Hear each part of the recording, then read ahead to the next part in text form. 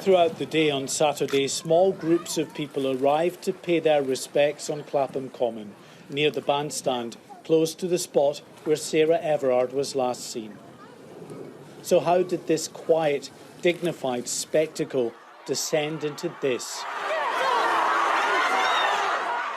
We've analysed video footage from that afternoon and evening, giving insight into some of the key moments.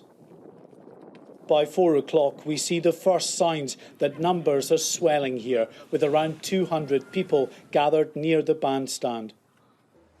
Around 5:30, and a steady stream of people are now heading here.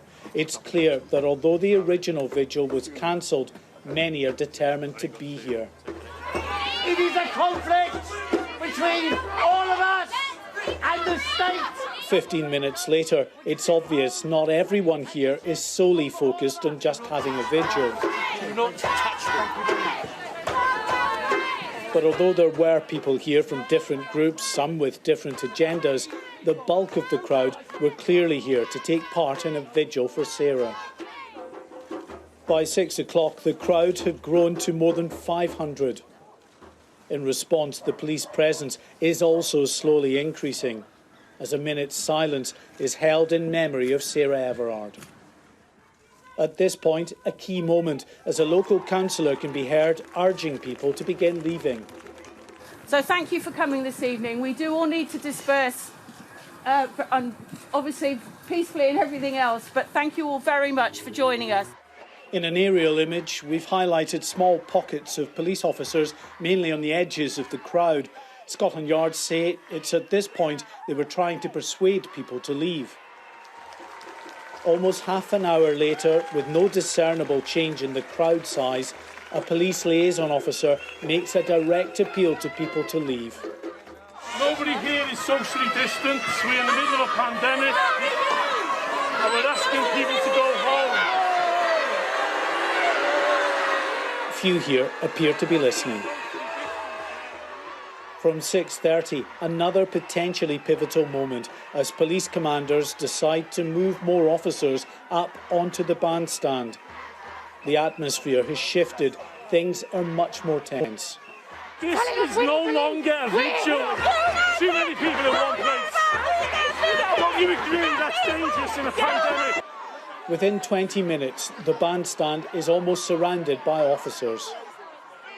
20 minutes after that, addressing the crowd, Patsy Stevenson, now an iconic figure after the pictures of her subsequent arrest were flashed around the world. Here she's urging the crowd to resist the calls to disperse. Then the police should go home. They're not going to be able to do anything. Go home. Just after 7:20, another key moment in our sequence of events, as police take the decision to start removing people from the front of the bandstand, including Patsy Stevenson. It's at this point that the tensions here spill over into scuffles and arrests. The image of Patsy Stevenson pinned to the ground by male officers united all sides of the political spectrum and beyond in a shared sense of alarm. By 8 p.m, the crowd around the bandstand is beginning to disperse. But an angry group can be seen following officers as they take those arrested back to their vans. It is far from the dignified evening of reflection the original organisers had planned. The video timeline of events captures the key moments of escalation that led to the scenes of disorder. But it'll be up to the independent inquiry to determine whether that crucial police decision to move in and disperse people was the correct course of action. Mark White, Sky News.